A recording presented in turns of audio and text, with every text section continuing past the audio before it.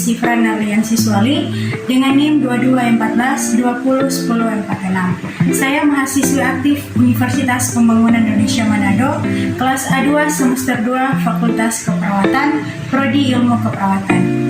Video ini saya buat dengan tujuan untuk memenuhi tugas ujian tengah semester dengan mata kuliah Farmakologi Keperawatan dengan dosen pengampu Apoteker Merdi R. Kansil, S.Pharm, M.Kes. Oke baik, di video presentasi kali ini saya akan membahas materi tentang bentuk-bentuk sediaan obat serta contoh dan cara pemakaiannya.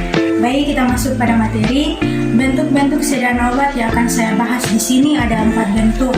Yang pertama, bentuk sediaan salep, kedua, bentuk sediaan tablet, 3, bentuk sediaan larutan, 4, bentuk sediaan serbuk. Yang pertama, bentuk sediaan salep. Sediaan salep merupakan sediaan setengah padat, ditujukan untuk pemakaian topikal pada kulit atau selaput wajah. Sediaan krim adalah bentuk sediaan setengah padat, mengandung satu atau lebih bahan terlarut atau terdispersi dalam bahan yang sesuai. Contoh obatnya yaitu obat gentamicin sulfat.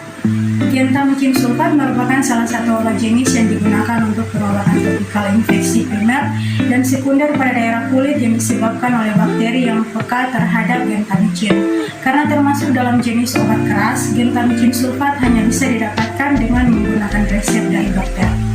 Manfaat obat gentamicin sulfat yaitu gentamicin sulfat adalah jenis obat antibiotik berbentuk salep yang digunakan untuk mengobati infeksi pada daerah kulit yang disebabkan oleh bakteri.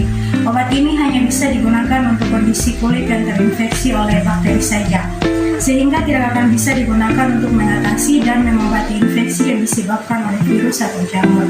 Karena merupakan antibiotik golongan aminoglycosida, gentamicin sulfat sangat efektif untuk menghambat pertumbuhan kuman-kuman yang menjadi penyebab infeksi pada kulit, baik infeksi primer maupun sekunder.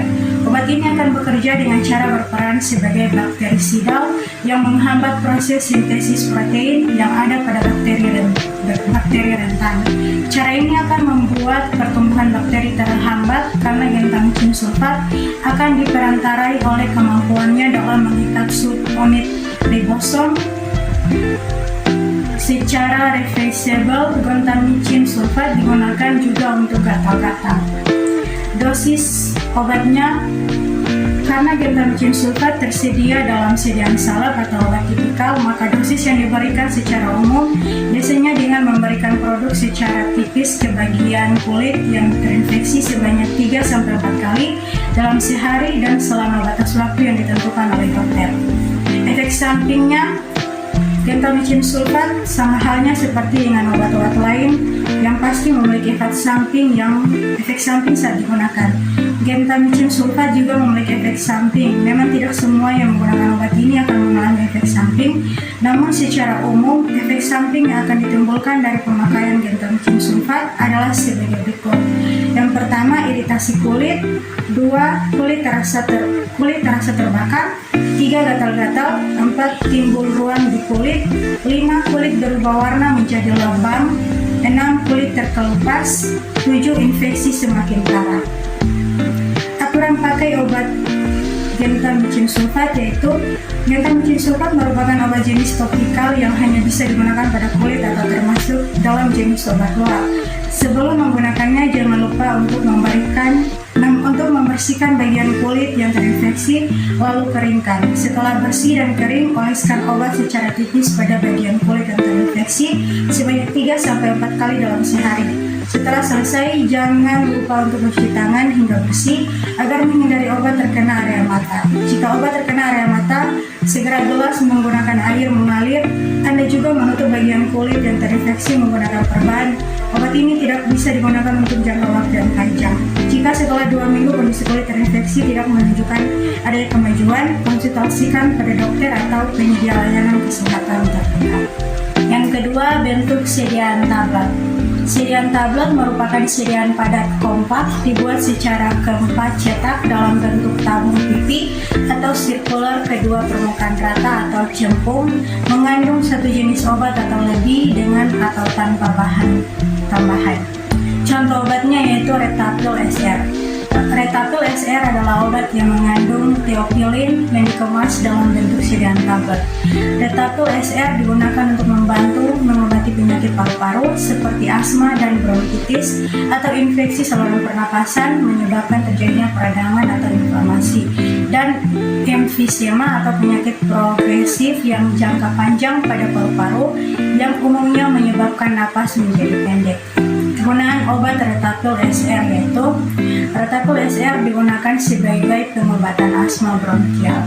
Efek samping obatnya, penggunaan Retapil SR yang mungkin terjadi adalah yang pertama mual muntah, kedua sakit kepala, 3 diare, 4 jantung berdebar, 5 susah tidur. Pada anak-anak hematemesis atau muntah darah, stimulasi sistem saraf pusat, diaforesis produksi keringat yang berlebih, dan demam. Dosis dan cara penggunaan obat Retapil SR. Retapil SR merupakan golongan obat keras. Obat ini memerlukan resep dokter untuk pembelian serta penggunaannya. Pada orang dewasa, 1 kaplet diminum 2 kali sehari di pagi dan sore hari. Anak-anak usia 6 tahun, setengah kaplet diminum 2 kali sehari di pagi dan sore hari. Diminum setelah makanan untuk mengurangi ketidaknyamanan lambung. Telah utuh, jangan dikunyah atau dihancurkan. Yang ketiga, bentuk sediaan larutan.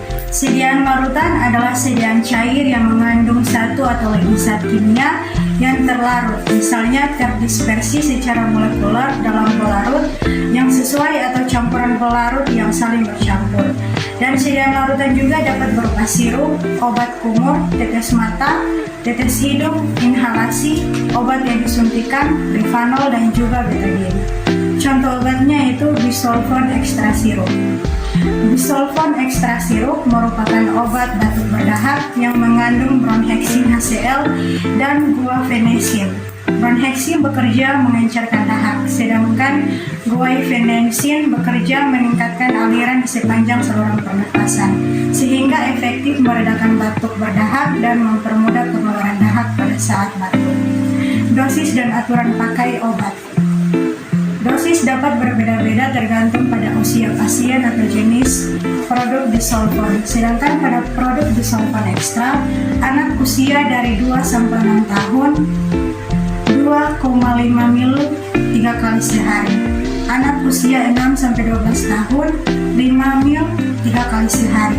Dewasa dan anak usia 12 tahun ke atas 10 ml 3 kali sehari. Cara mengonsumsi bisolfon dengan benar. Konsumsi bisolfon sesuai aturan pakai yang tertera di kemasan obat atau sesuai anjuran dokter. Semua jenis produk bisolfon perlu dikonsumsi saat makan. Telan bisolfon tablet dengan bantuan air putih. Untuk bisolfon yang berbentuk sirup atau solution, kocok botol terlebih dahulu, gunakan sendok atau pipet yang tersedia dalam kotak kemasan untuk menentukan takaran dosisnya. Jangan gunakan sendok makan atau sendok teh biasa karena dosis bisa berbeda. Pastikan ada jarak waktu yang cukup antara satu dosis dengan dosis berikutnya. Usahakan untuk mengonsumsi bisolfon pada waktu yang sama setiap harinya agar efeknya lebih optimal. Jika lupa mengonsumsi bisolfon, segera lakukan apabila jeda dengan jadwal konsumsi berikutnya tidak terlalu dekat. Jika sudah dekat, abaikan dan jangan mengadakan dosis. Jangan mengonsumsi bisolfon lebih dari 14 hari kecuali jika disarankan oleh dokter. Jika keluhan yang Anda alami belum membaik setelah 14 hari, segera konsultasikan dengan dokter. Efek samping obat bisolfon yaitu efek samping dan bahaya bisolfon. Kandungan brohexin di dalam bisolfon dapat menimbulkan sejumlah efek samping seperti kembung, diare, mual dan muntah, pusing, sakit kepala atau vertigo, gangguan pencernaan, dan tubuh berkeringat.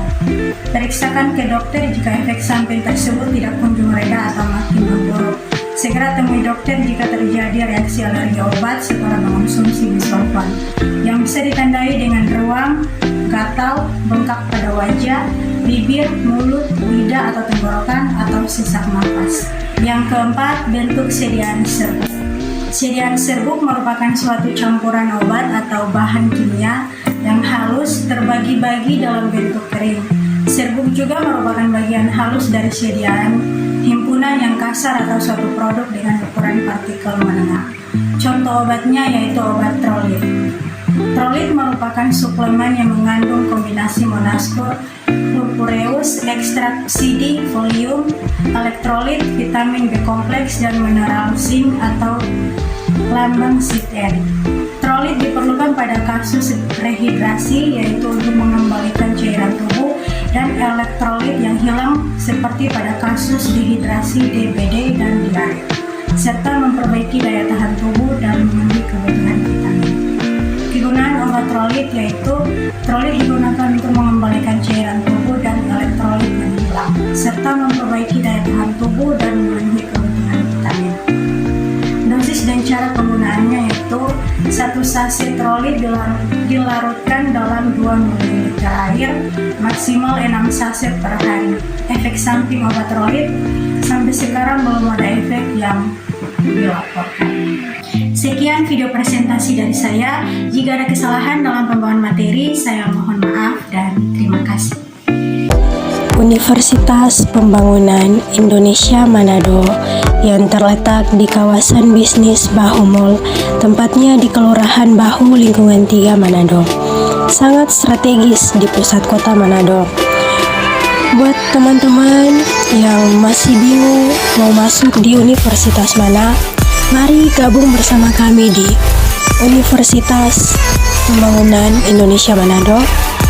Karena di Universitas Pembangunan Indonesia Manado terdapat 6 fakultas dan 8 program studi. Dan jangan ragu-ragu untuk masuk di Universitas Pembangunan Indonesia Manado, karena Universitas Pembangunan Indonesia Manado sudah terakreditasi B. Khususnya buat teman-teman yang ingin menjadi perawat, mari gabung bersama kami di Fakultas Keperawatan Universitas Pembangunan Indonesia Manado.